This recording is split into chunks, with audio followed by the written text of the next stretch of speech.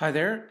I want to deal with the second uh, part of topic two, or the second piece to the puzzle in regards to space topic two, and that is looking at different types of telescopes.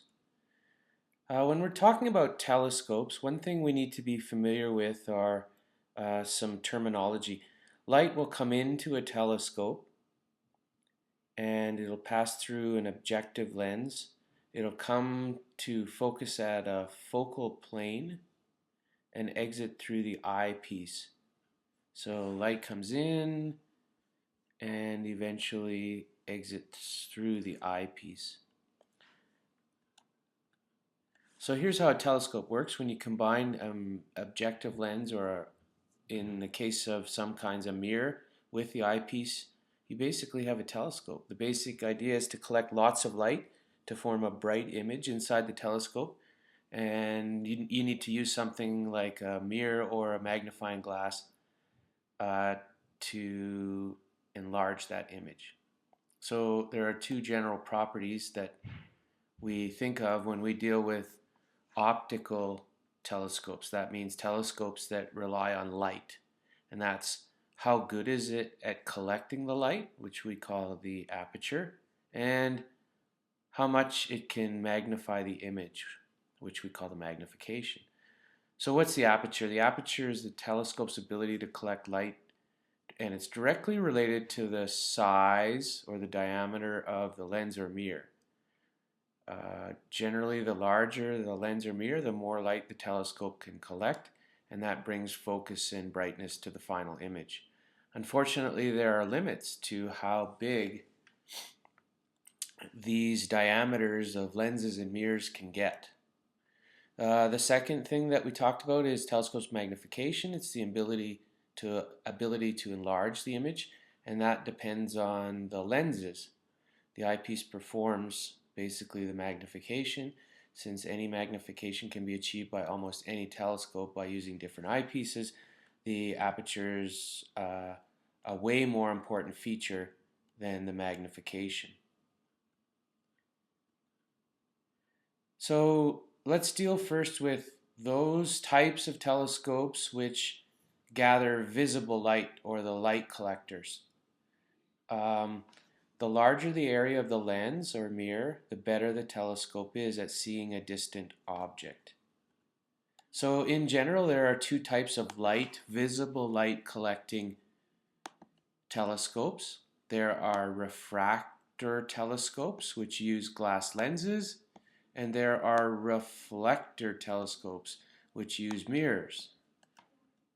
So refractor telescopes are the most familiar with us. They have a long tube, a glass combination of lenses in the front, which are the objective lenses, and a second combination of lenses at the back where we put our eye, and that's the eyepiece.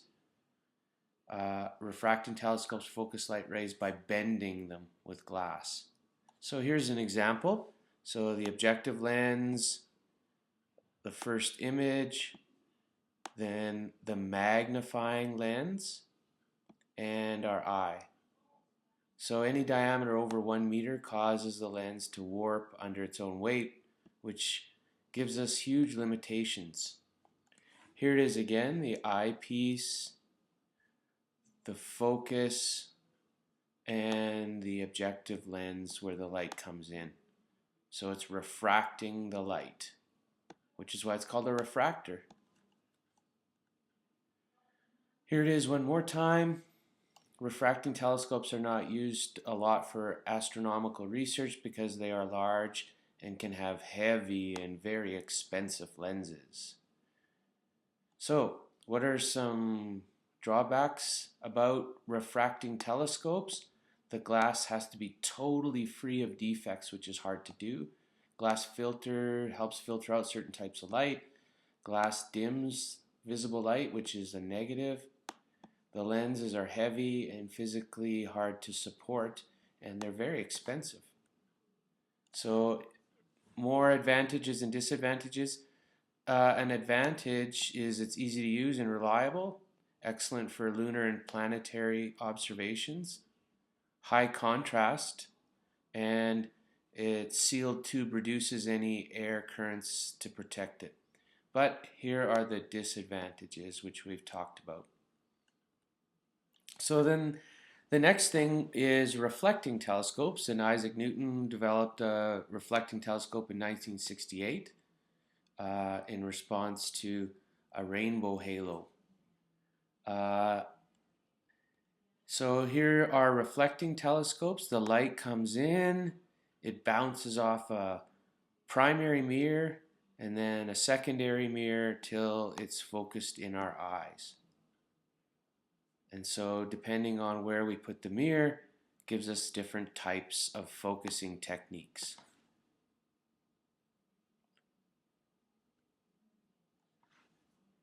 So reflecting telescopes are easy to distinguish from refracting because they use mirrors that reflect the light.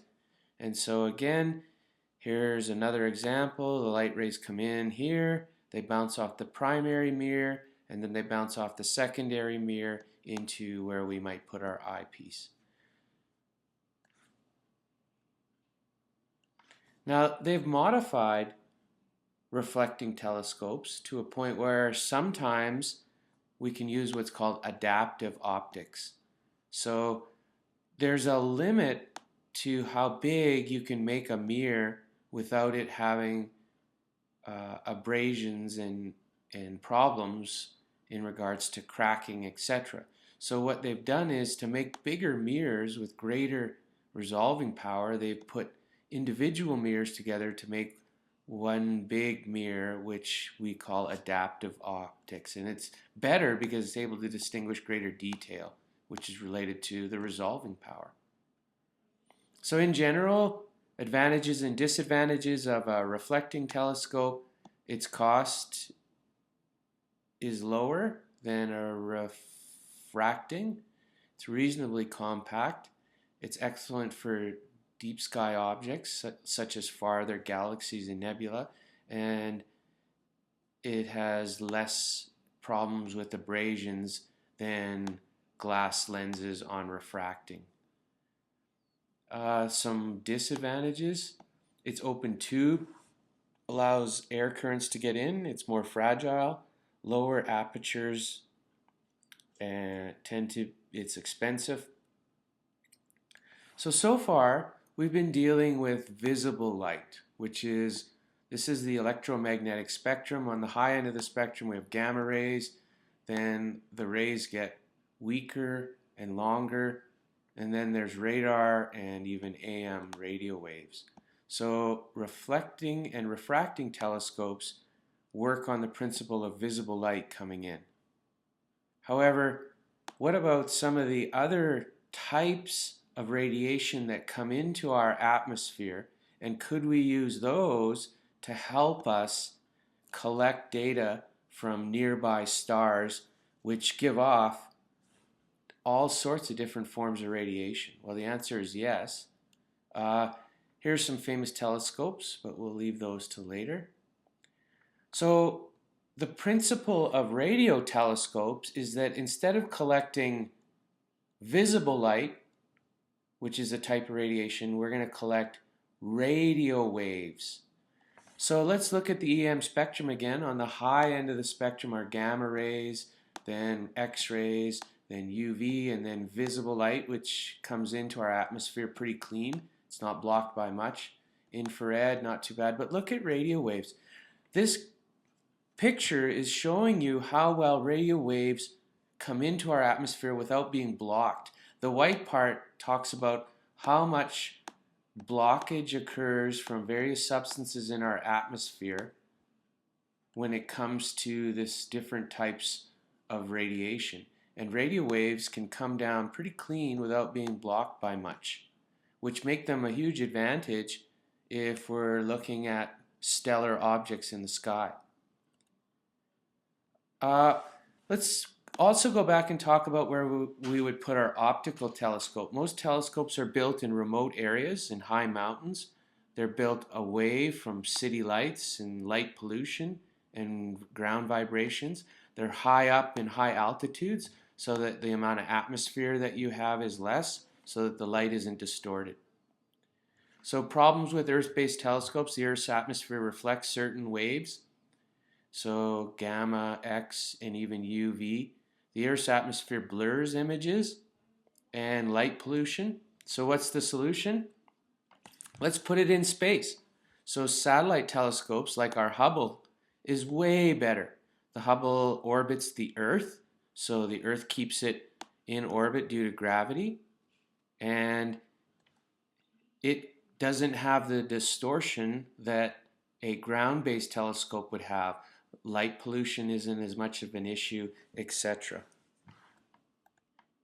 So let's look at this video clip on telescopes.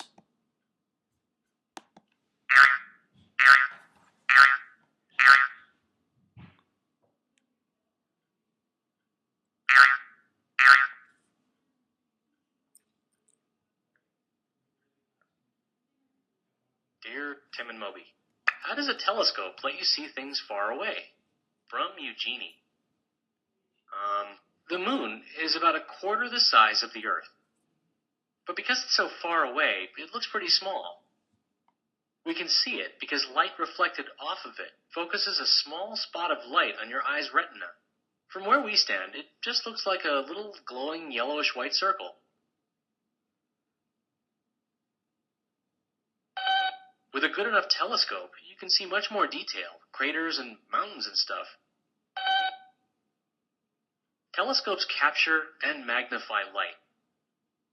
As you can see in this simple telescope, a large lens in the opening collects the light bouncing off of a faraway object and focuses it at a point inside the body of the telescope. Then a smaller lens in the telescope's eyepiece magnifies that focused light and projects it into your eye. Since the light has been magnified, the image takes up much more of your eye's retina, and you see more detail. That's a refractor telescope, one that uses glass lenses to gather light. There's another kind, a reflector telescope, which uses a series of curved mirrors to gather and focus light. Light comes through the opening and is reflected by a curved mirror onto a second mirror, which reflects the light into your eye. Some telescopes are better at collecting light than others. The aperture of a telescope is the diameter of the lens or mirror that gathers light. The larger the aperture, the more light the telescope can focus, and the brighter the final image. Magnification is the telescope's ability to enlarge an image. Magnification is handled by the eyepiece, and it depends on the combination of lenses used. Well, no, there are many different types of telescopes. Optical telescopes include the simple handheld ones that pirates use, and binoculars, which are really just two telescopes stuck together so you can see in stereo. There are also giant telescopes like the Keck Observatory in Hawaii and the Hubble Space Telescope, which operates from Earth orbit, where its images can be free of the distorting effects of Earth's atmosphere. All optical telescopes magnify visible light, so it's stuff you can see with the human eye. But there are other important types of telescopes that see in other kinds of electromagnetic radiation. Radio telescopes see in radio waves. Radio telescopes can be used alone or together with other radio telescopes to study things like stars and other really distant space objects. They're also used to collect data from satellites and space probes. Other telescopes collect things like X-rays, gamma rays, and infrared light, mostly from stuff that we just can't see with visible light.